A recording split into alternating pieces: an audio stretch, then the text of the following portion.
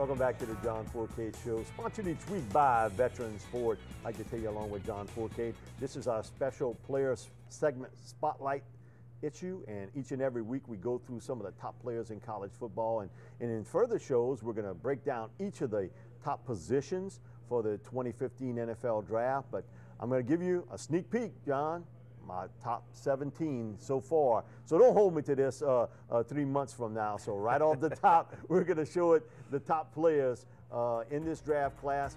My #1 rated player, Leonard Williams, defensive tackle from Southern Cal. Marcus Mariota is in the 2 spot. Amari Cooper is 3. Randy Gregory and Jameis Winston from Florida State. Now, I'll be honest with you. Jameis Winston, not all the issues off the field. He may have been in the 2 spot, but I can't put him there just because of the off-the-field issues. Randy Gregory, defensive end outside linebacker from Nebraska in the dead heat. Ronnie Stanley, who has not declared yet, would be my top offensive lineman from Notre Dame. And in 7 through 12, Shane Ray, defensive end outside linebacker from Missouri. Brandon Sheriff, they got quarterback from Ohio, but man, listen, if he's playing quarterback at 6'5", 300 pounds, we got a big, he's a big offensive tackle there. Dante Fowler Jr., who I think has moved himself certainly up into the top 10. Vic Beasley, the outside linebacker from Clemson. Andrus Peat, the big left tackle from Stanford. Devontae Parker, now watch him in the offseason. I think he's a guy that could make a run of the charts quickly, who had some injuries as a senior. Shaq Thompson, outside linebacker from Washington. La'el Collins, the big offensive tackle from LSU. Bud Dupree, defensive end outside linebacker from Kentucky. Trey Waynes, the cover cornerback from Michigan State. And a young man that today announced that he is coming out early, Landon Collins, the strong safety from University of Alabama. And there may be a few changes here and there, John, but I think what you're looking at here, if you're going for pass rushers in the top 10 or 12, you better get that because those guys are going to come off quickly. 7 out of 17 players in that, either pass rush outside linebackers or big offensive linemen.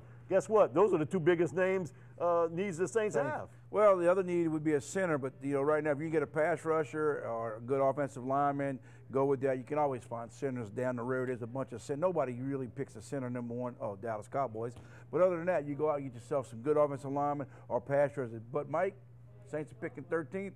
A lot of those guys won't be around. They better move up. I don't know how they're going to move up. They're going to have to package something, but there's a lot of guys on that list you gave right there are quality players right now, top-notch players. And we'd love to see the Saints get someone of that caliber. And I laugh each and every year. People say, well, the NFL is discouraging juniors from coming out. Look on that list of the top 17, 11 of them are juniors. I mean, so it does go to show they make a huge impact. And for a lot of seniors that I talk to that get invited to the bowl games, that thing is, you know what, this is discouraging because I came back for all the right reasons to come back, and yet I get a junior kind of leapfrog me. He didn't go through kind of the paces that I went through, and so I think more and more, and I think as next week we'll have a much better gauge of it.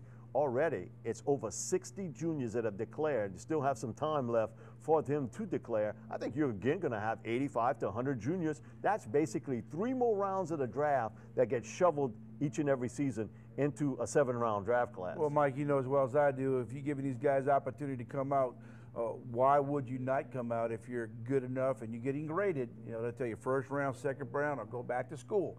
These guys can still do very well at being a 2nd-round pick, even if they're a junior. You're not going to stop this. If juniors are able to come out, they're going to come out. Why wouldn't they? They make money early. There's no sense going back to school if you're a junior and getting hurt or go back and the numbers go down and then your stock goes down. So if you're at a high level right now as a junior, you're playing well enough and you got a good grade, come out. I think one of the things, too, is, and everybody's got to look at it a little differently, it's kind of where you feel as though you should be. Last year, this time, we talked about La'el Collins would have been a 2nd-round pick. He comes back in. Now, I think he's going to be a top 15 pick. We see Gerald Hawkins from LSU now saying, you know what, I'm going to come back and play another season at LSU. For Gerald, I think it's the right decision to come back and play another year. For some guys that obviously are going to get picked early or are just going to school to play ball, then if you're thinking about it, you're coming out. That's why I think this year LSU's lucky if it's a 50-50 shot, with the juniors that are leaving and staying, much more say than in past years where they were losing like 80% of the juniors that Well, Mike, also, you're going to pick a team. We talk about LSU with some of their juniors because they're locally. We know a bunch about these players. A lot of their juniors didn't really produce to be a first, second round pick. So they should come back. Some of them are on the verge. NFL needs what? Cornerback. So if you're a guy like Collins, get out of here. If you're a cornerback and go and you're a junior, I don't blame him.